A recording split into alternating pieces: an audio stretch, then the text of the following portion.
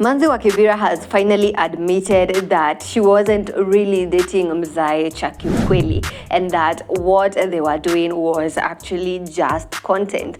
And this is a conversation we've been having, and even the last time I did a video talking about Manzi wa Kibera, this was a question that I asked you. Do you think that their relationship was actually real or it was just content and clout? And so recently she admitted that it was just content creation. Hapa Kibera, and I saw like maybe I will do something 1 2 3 yeah. So nilikuwa nafanya tukimaliza, I used to pay him something. I used to buy him clothes, I used to buy him shoes, I used to do everything for him. I used to pay rent sometimes, I used to buy food, I used to pay mama wa kufua.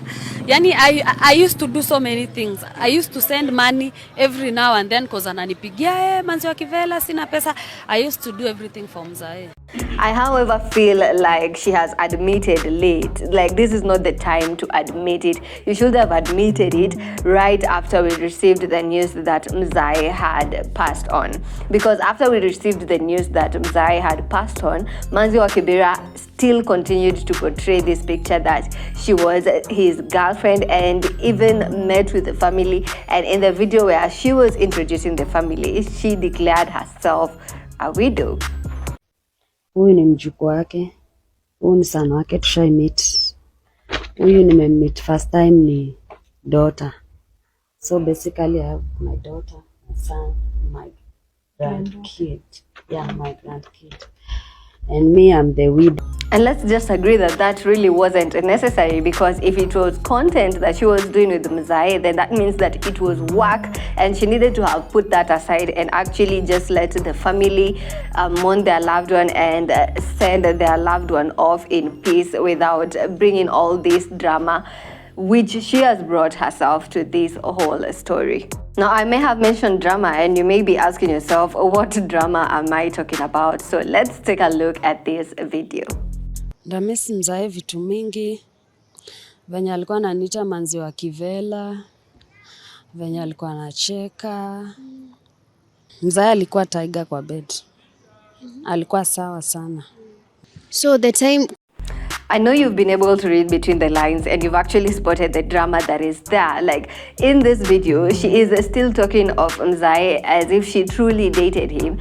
And she goes on to say that even though she broke up with him, she now has another man. But was it really necessary to mention that Mzae was a tiger in bed? I mean, at this point, we have already heard that it was just content creation. So this really wasn't necessary. And at this point, Mzae has already passed on. The family is trying to figure out how they can lay their loved one to rest, and you're on social media talking about such things and talking about the departed in such a manner. I felt like this was her being disrespectful and her failing to recognize how much sensitive this situation is. You cannot be joking like this when certain people have lost their loved one. And you know what's funny about this is the fact that these two interviews, the one that we've just seen where she's admitting that it was cloud chasing, and the one where she's saying that Mzae was a tiger in bed, were actually posted around the same time. So she's contradicting herself.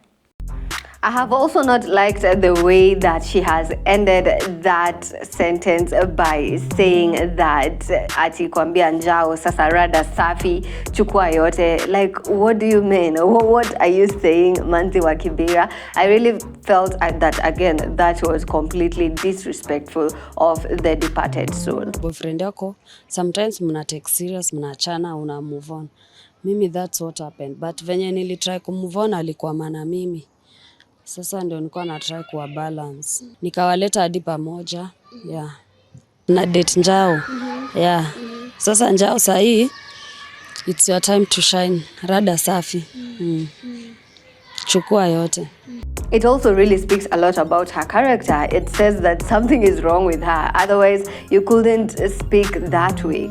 So Mzae Sammy Ndunda was laid to rest at Langata, and the family were the only people who were there.